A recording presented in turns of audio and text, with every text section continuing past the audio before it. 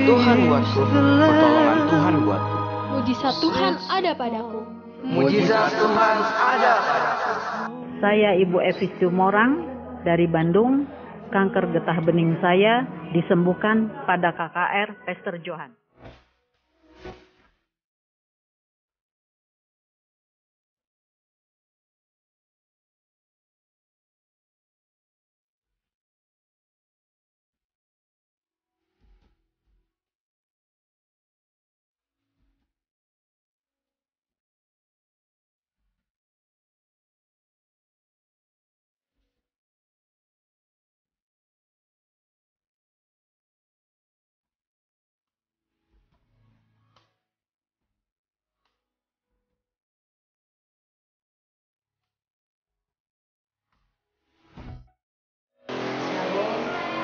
Saya nama Evi Robuas Sumorang. Saya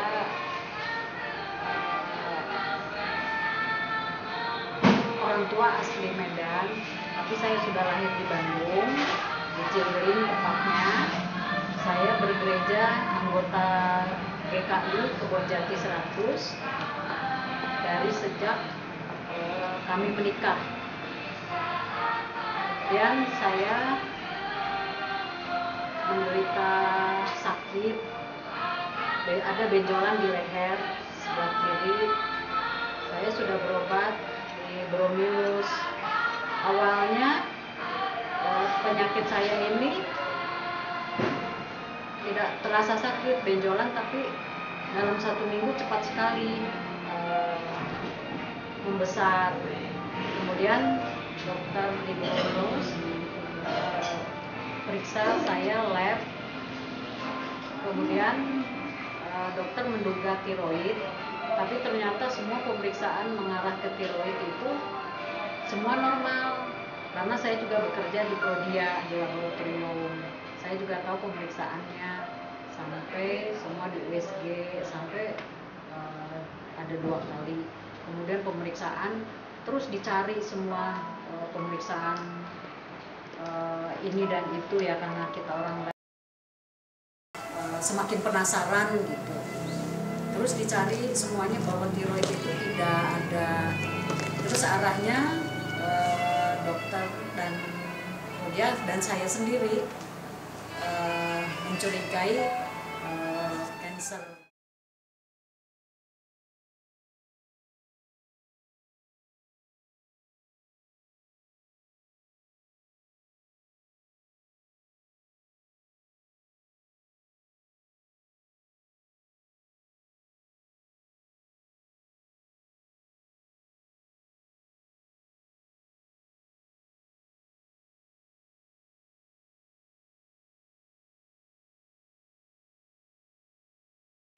Tapi dokter tidak mau mengatakan, jadi karena tidak ada rasa sakit pada awalnya. Kemudian dokter menyuruh saya untuk memantau 3 bulan, setiap 3 bulan. Nah, pada saat lebih dari 3 bulan itu benjolan semakin membesar dan kemudian terasa sakit.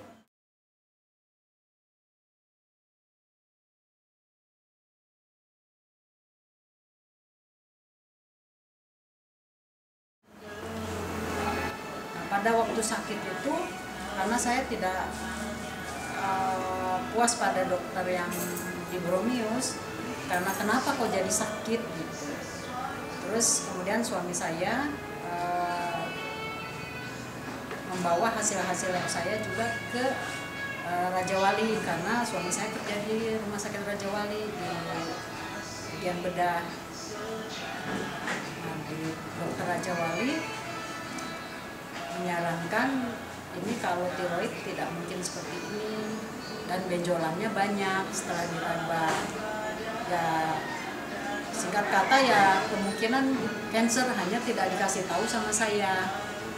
Terus dia menyarankan harus diangkat, tapi dia tidak mau di rumah sakit itu, kalau bisa di yang lain gitu atau atasan dia lagi gitu. Terus kemudian saya juga berpikir karena saya tahu cancer itu seperti apa, kemudian saya juga tidak mau menjadi beban bagi suami saya.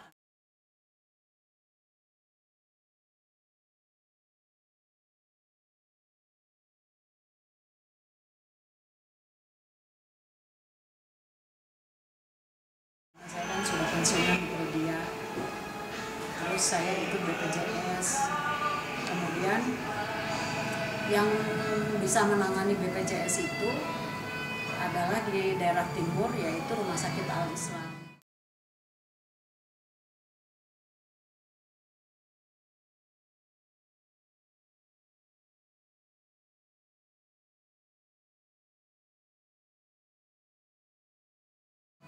Kemudian saya dirujuk ke sana Al-Islam, tapi Rumah Sakit Al-Islam dia tidak berani karena ini begitu diperiksa saya semakin sakit, benjolan semakin besar dan lidah saya itu separuh sudah baal. Semakin hari itu semakin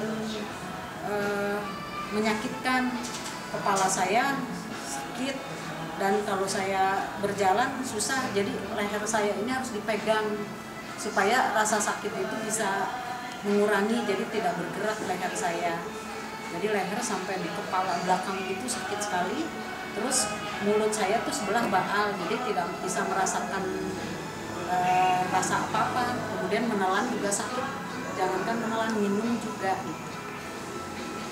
Jadi pada saat itu saya memang sudah pasrah. Saya sudah cuma nangis minta sama Tuhan karena saya belum bisa melihat anak-anak saya belum jadi, itu maksudnya masih pada kuliah ya. Dokter di Al-Islam ini kalau tiroid ini kelenjar tidak mungkin seperti ini katanya gitu, karena ini kan udah kenceng katanya, jadi mau tidak mau ini harus operasi dan dilakukan kemo, sementara ini hanya bisa dilakukan di rumah sakit besar yaitu RSHS. Jadi saya ke RSHS, kemudian RSHS juga memvonis seperti itu, mau dilakukan fungsi ditusuk, itu saya lagi mengalami sakit-sakitnya, yang mau nggak mau harus dioperasi saja. Kalau dioperasi kan dibius, tidak terasa sakit, kemudian kita ambil itu jaringannya baru diperiksa, begitu kata dokter RSHS. Memang saya udah tahu proses itu gitu, karena saya orang kesehatan. Terus kemudian karena saya tidak mau dioperasi, saya takut karena saya tahu kalau dioperasi akibatnya juga seperti yang saya tidak harapkan. Tidak dioperasi juga sama, jadi seperti buah si malakama.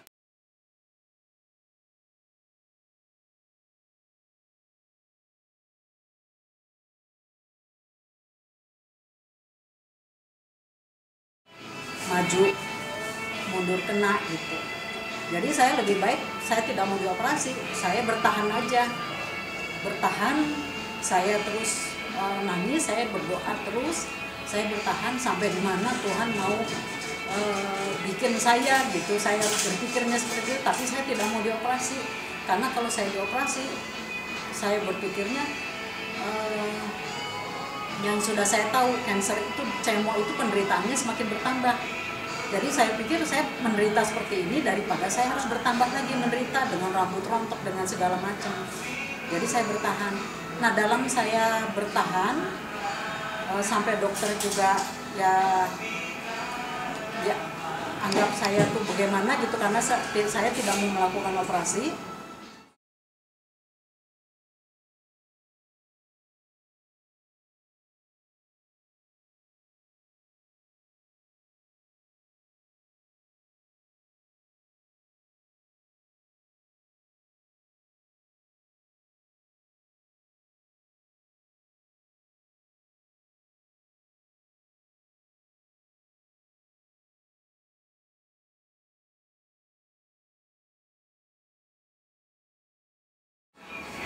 Terus kemudian ada adik saya, dia mendengar dari radio katanya, jadi bilang ke suami saya, itu ada kuasa penyembuhan, kita ikut aja ke sana, cobain katanya. Mungkin aja dengan ini bisa. Kalau si kakak, menurut saya kan kalau si kakak nggak mau dengan obat-obatan, karena memang saya udah nggak mau dengan obat-obatan, tidak mau dioperasi, tidak mau dengan obat-obatan, mungkin bawa aja ke sana. Ya saya diajak sama suami, sama adik saya itu. Tapi saya juga sambil ada yang antara mau dan tidak, karena saya berpikir penyakit seperti ini kok apa mungkin tuh. Jadi saya ikut aja pergi. Nah begitu saya pergi ke tempat itu hujan besar sekali, deras sekali. Terus saya ngelihat ruangan kok masih sepi, apa benar atau enggak, kayak rada gimana gitu. Tapi ya saya karena menurut sama suami, adik saya menyenangkan hati mereka, saya ikut aja. Saya ikut, malah duduknya di belakang, tidak di depan. Adik saya bilang ke depan supaya cepat, enggak, saya di sini aja. Karena memang sambil saya masih belum ini. Terus kemudian pas waktu Pastor Johan sudah selesai melakukan ibadah, siapa yang ingin didoain maju ke depan. Saya disuruh sama suami, silakan maju ke depan. Saya maju, tapi saya nggak urutan, saya urutan yang terakhir kedua terakhir gitu. Karena saya mau melihat apa sih ini gerangan, karena saya di GKI itu kan tidak ada seperti itu, tepuk tangan juga ibadah tidak boleh gitu kan. Jadi saya ngeliatin, karena saya takut ada seperti puasa-puasa yang gimana gitu ya, gelap, takut saya kemasukan begitu gitu. Karena saya seperti pernah juga melihat kayak kemasukan roh, tapi kok kayak orang gitu ya, kayak orang seperti orang gila gitu ya. Jadi saya mikir-mikir gitu. Jadi saya merhatiin dulu dari mulai pertama sampai urutan saya ngeliatin diapain gitu, sambil ada rasa takut gitu ya. Nah pas waktu udah Pak Pastor Johan itu di sebelah saya, orang sebelah, saya lihat lagi di sebelah gitu, orang itu apa ya, sambil saya minggir gitu, aduh udah mau deket ini ke saya gitu, sebelahnya lagi. Terus saya diem aja, saya minggir begini, sambil saya nggak siap, tatonya Pastor Johan tuh udah di depan saya.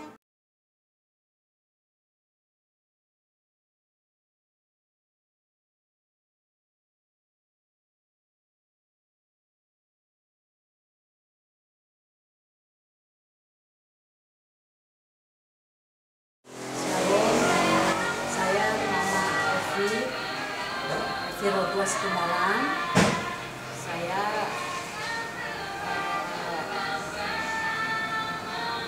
orang tua asli Medan, tapi saya sudah lahir di Bandung, di Cirilin tepatnya. Saya bergereja anggota GKI Kebonjati 100 dari sejak kami menikah. Dan saya menderita sakit, ada benjolan di leher sebelah kiri. Saya sudah berobat di Bromius. Awalnya penyakit saya ini tidak terasa sakit, benjolan, tapi dalam 1 minggu cepat sekali membesar. Kemudian dokter di Bromius periksa saya lab, kemudian dokter menduga tiroid, tapi ternyata semua pemeriksaan mengarah ke tiroid itu semua normal, karena saya juga bekerja di Prodia, di laboratorium. Saya juga tahu pemeriksaannya sampai semua di USG, sampai ada 2 kali. Kemudian pemeriksaan terus dicari semua pemeriksaan ini dan itu ya, karena kita orang lab, jadi semakin penasaran gitu. Terus dicari semuanya bahwa tiroid itu tidak ada. Terus arahnya dokter dan dan saya sendiri mencurigai kanker.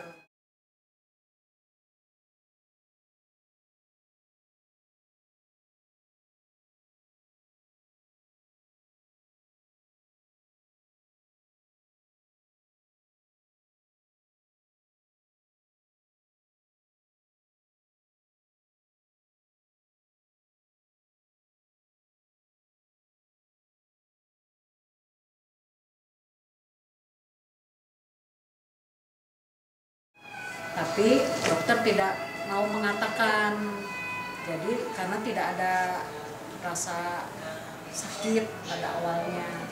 Kemudian dokter menyuruh saya untuk memantau 3 bulan, setiap 3 bulan. Nah, pada saat lebih dari 3 bulan itu benjolan semakin membesar dan kemudian terasa sakit.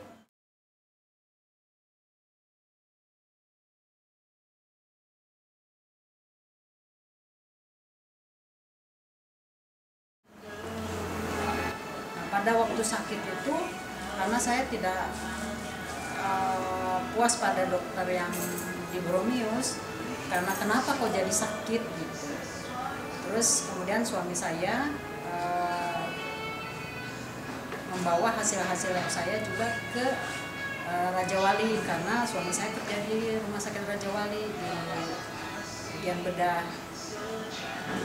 Nah, di dokter Raja Wali menyarankan ini kalau tiroid tidak mungkin seperti ini dan benjolannya banyak setelah diraba.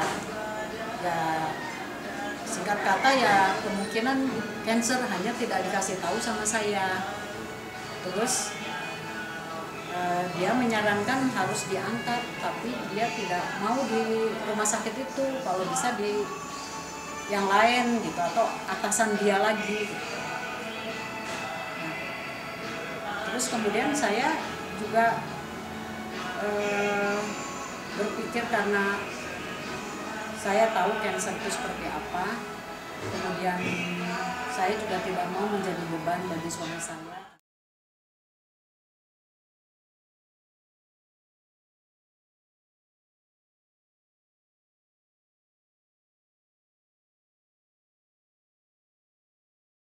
Saya kan sudah pensiunan dari dia.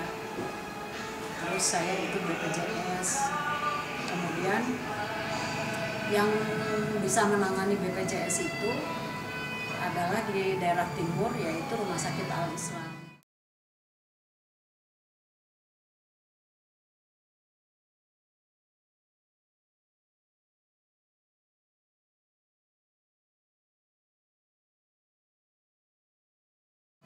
Kemudian saya dirujuk ke sana Al Islam, tapi Rumah Sakit Al Islam dia tidak berani, karena ini begitu diperiksa saya semakin sakit, benjolan semakin besar dan lidah saya itu separuh sudah baal.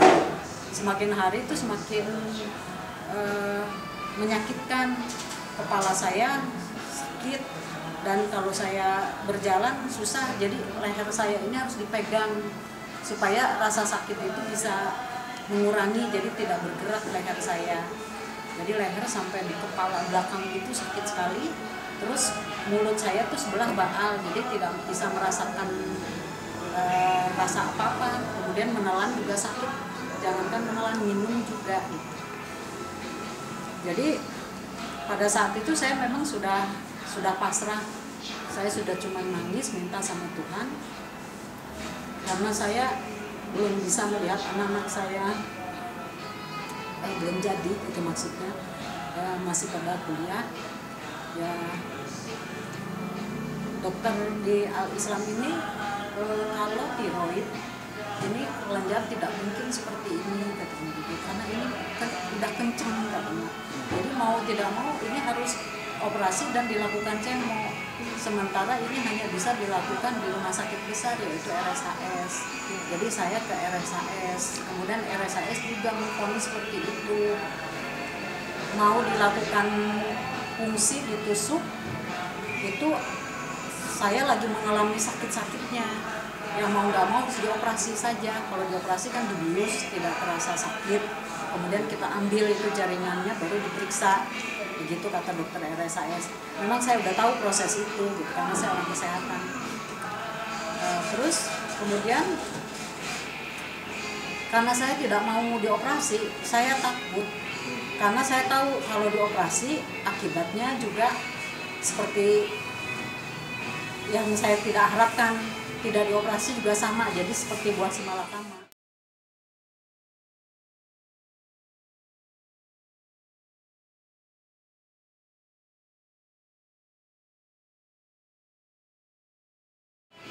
maju mundur kena gitu.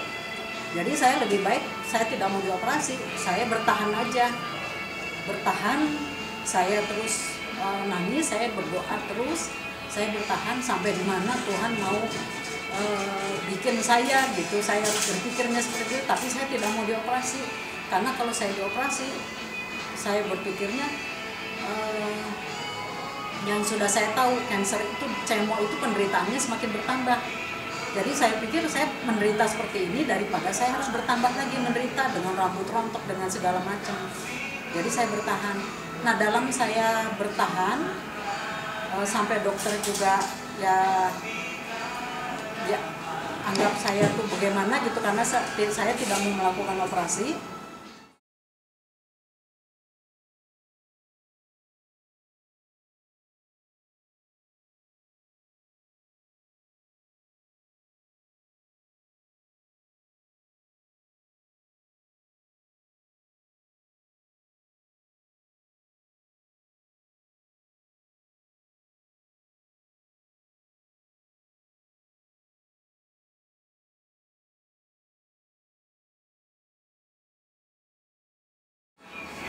Terus kemudian ada adik saya, dia mendengar dari radio katanya, jadi bilang ke suami saya, itu ada kuasa penyembuhan, kita ikut aja ke sana, cobain katanya. Mungkin aja dengan ini bisa.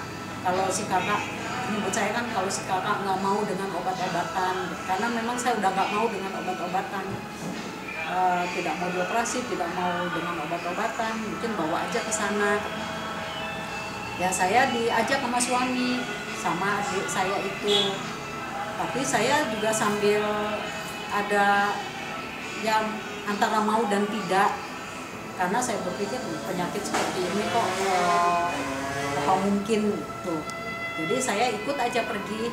Nah begitu saya pergi ke tempat itu hujan besar sekali, deras sekali.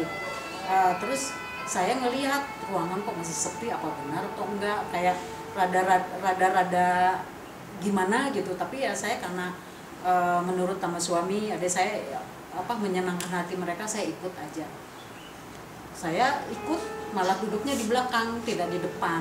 Adik saya bilang ke depan supaya cepat, enggak, saya di sini aja. Karena memang sambil saya masih belum ini. Terus kemudian pas waktu Pastor Johan sudah selesai melakukan ibadah, siapa yang ingin didoain maju ke depan. Saya disuruh sama suami, silakan maju ke depan. Saya maju, tapi saya nggak urutan, saya urutan yang terakhir kedua terakhir gitu. Karena saya mau melihat apa sih ini gerangan, karena saya di GKI itu kan tidak ada seperti itu, tepuk tangan juga ibadah tidak boleh gitu kan. Jadi saya ngeliatin karena saya takut ada seperti apa puasa-puasa yang gimana gitu ya, gelap, takut saya kemasukan begitu gitu. Karena saya seperti pernah juga melihat kayak kemasukan roh, tapi kok kayak orang gitu ya, kayak orang seperti orang gila gitu ya. Jadi saya mikir-mikir gitu, jadi saya merhatiin dulu dari mulai pertama sampai urutan saya ngeliatin diapain gitu, sambil ada rasa takut gitu ya. Nah pas waktu udah Pak Pastor Johan itu di sebelah saya, orang sebelah, saya lihat lagi di sebelah gitu, orang itu apa ya, sambil saya minggir gitu, aduh udah mau deket ini ke saya gitu, sebelahnya lagi. Terus saya diem aja, saya minggir begini, sambil saya nggak siap, tatonya Pastor Johan tuh udah di depan saya. Karena saya mau melihat apa sih ini gerangan, karena saya di GKI itu kan tidak ada seperti itu, tepuk tangan juga ibadah tidak boleh gitu kan. Jadi saya ngeliatin karena saya takut ada seperti apa puasa-puasa yang gimana gitu ya, gelap, takut saya kemasukan begitu gitu. Karena saya seperti pernah juga melihat kayak kemasukan roh, tapi kok kayak orang gitu ya, kayak orang seperti orang gila gitu ya. Jadi saya mikir-mikir gitu. Jadi saya merhatiin dulu dari mulai pertama sampai urutan saya ngeliatin diapain gitu, sambil ada rasa takut gitu ya. Nah pas waktu udah Pak Pastor Johan itu di sebelah saya, orang sebelah, saya lihat lagi di sebelah gitu, orang itu apa ya, sambil saya minggir gitu, aduh udah mau deket ini ke saya gitu, sebelahnya lagi. Terus saya diem aja, saya minggir begini, sambil saya nggak siap, tatonya Pastor Johan tuh udah di depan saya, nggak nanya apa-apa. Saya semakin gemeter, tangan saya semakin gemeter terus gitu. Kok nggak ditanya apa-apa, orang lain kok ditanya gitu ya. Terus saya enggak, ya saya diem aja gitu, nggak ditanya. Tatonya Pastor Johan langsung tumpangin tangan ke kepala saya. Itu saya menyimak di situ. Yang saya ingat kata-kata terakhir itu, jadi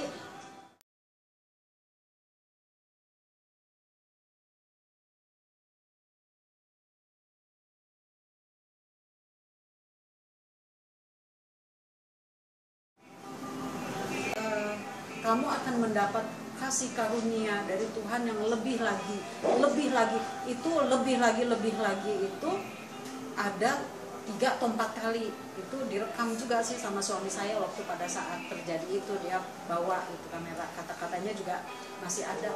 Nah pada saat lebih lagi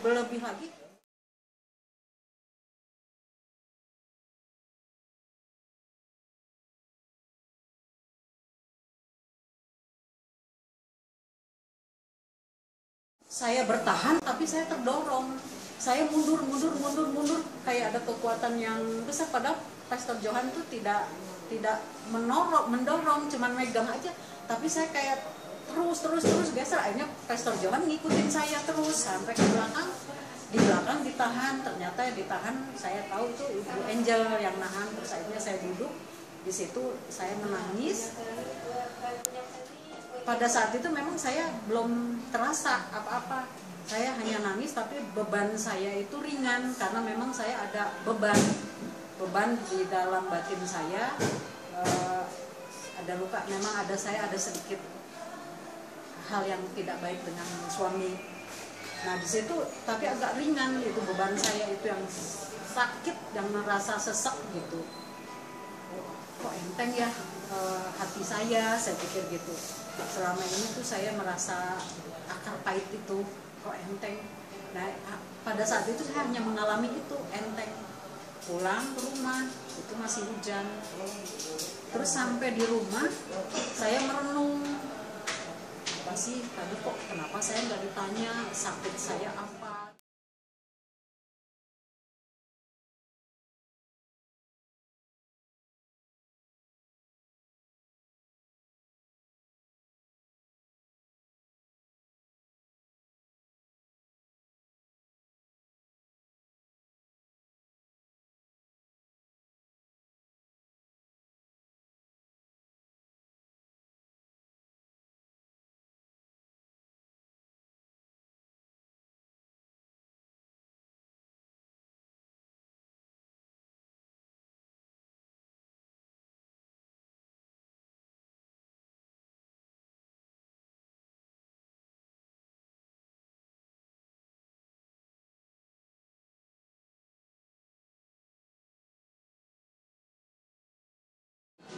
Tapi doa itu Pastor Johan menguatkan batin saya.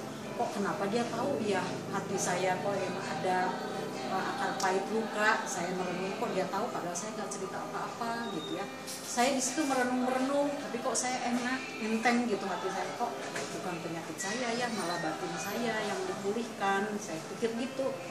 Nah pada saat saya waktu tidur, biasanya saya tuh nggak bisa tidur karena saking sakitnya ini kepala saya. Tapi terus kok bisa tidur ya, enak. Terus saya bangunin, Pak, kok leher saya sekarang enak gitu, nggak begitu sakit. Kemarin sih sakit sekali, sampai tadi juga kan sakit sekali, sekarang kok agak enak ya gitu. Oh ya itu mungkin udah ini, kata suami saya, udah mulai. Tapi nanti ya saya lihat-lihat lagi. Saya sepanjang subuh itu saya perhatiin saya belok kiri leher saya, kok bisa belok kanan, kok bisa saya ini, Papa kok bisa leher saya digerakin lagi ke kiri ke kanan nggak sakit gitu. Tapi mulut sih masih bakal. Sampai besok pagi saya mulai setahap sampai berapa hari kemudian, seminggu itulah, antara 2-3 hari itulah, sampai seminggu itu baal saya hilang, kepala enak gitu ya, terus batin saya juga enak gitu. Tapi memang benjol sih masih ada, saya tiap hari lihat di kaca, tapi sambil memang saya berdoa terus.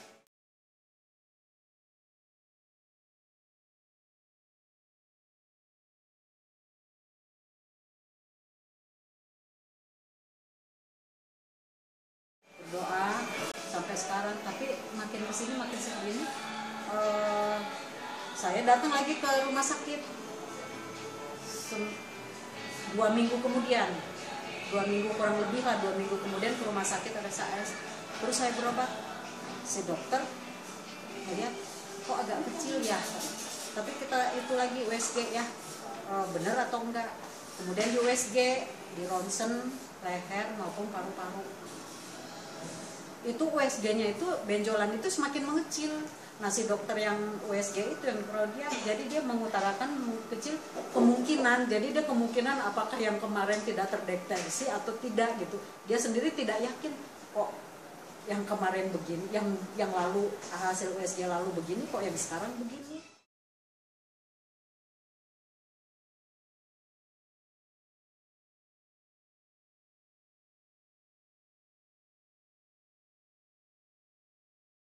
Padahal saya tidak dilakukan apa-apa gitu.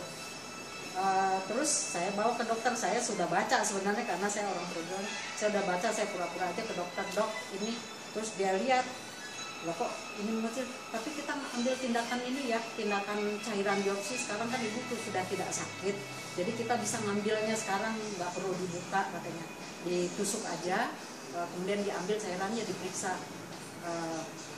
Siap nggak sekarang? Siap lah, sekarang udah nggak sakit dok, kata gitu saya bilang. Terus kemudian dilakukan itu semua cairan biopsi diambil. Nah, setelah diperiksa itu menunggu hasil sekitar 3 sampai seminggu. Nah, kemudian ngambil hasil.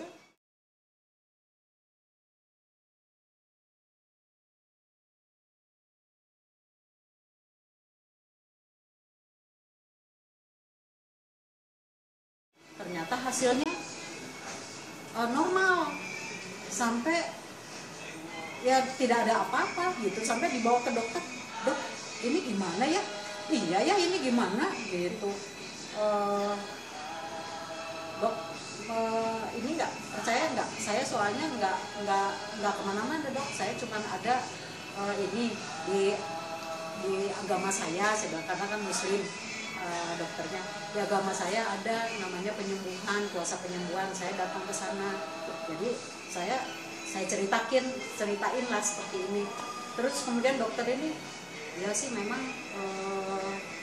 kalau itu namanya ikhtiar katanya gitu, ikhtiar ya, nggak ada yang mustahil sih, tapi ini kalau memang mau tahu jelas kita bongkar aja ya bu ya, mungkin apa di dalamnya yang rusak, mungkin di luar nggak kelihatan, ih kata siapa dok, saya mana mau. Ya udah kalau kayak gitu bu, 6 bulan sekali aja ya datang ke sini, jangan nganggap sepele.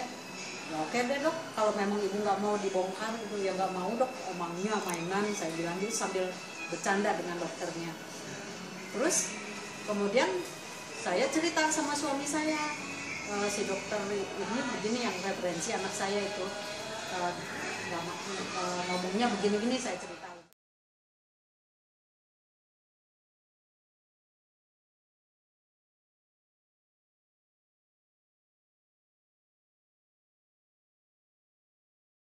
Kemudian hasil saya juga dibawa sama suami saya ke dokter yang Raja Wali tempat dia bekerja. Sama dokter itu malah, loh kok Pak Yansa kok bisa kayak gini? Ini mah nggak ada apa-apa, kok bisa ya katanya. Nah, terus kemudian suami saya akhirnya bercerita ya masalah ini, seperti saya cerita juga ke dokter yang saya di RSAS yang muslim ini. Ya sudah kalau kayak gitu selamat ya Pak, ini berarti nggak usah diapa-apain lagi katanya gitu. Ya sudah, tinggal kata ibu 6 bulan sekali itu datang, ya silakan aja.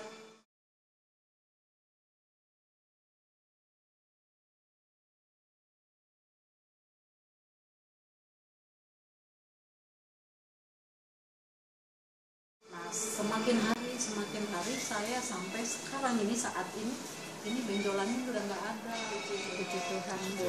Jadi saya tadi juga karena Ibu Angel bilang mau ketemu, saya juga ngacak dulu, ini benjolan kemana ya, saya bilang gitu. Biasanya benjolan saya nggak ini kelihatan nonjol gitu ya, sebet satu bebek gitu. Ini nggak ada. Jadi ya semuanya memang nggak ada yang kebetulan. Jadi saya juga baru meyakini bahwa mujizat itu memang masih ada. Tapi kalau kita memang sungguh-sungguh percaya, karena seperti Pastor Johan atau hamba-hamba Tuhan yang lain itu hanya sebagai alat perantara, tapi kitanya sendiri dari hati memang harus tertujunya ke Tuhan. Begitu aja kesaksian saya. Terima kasih banyak. Shalom.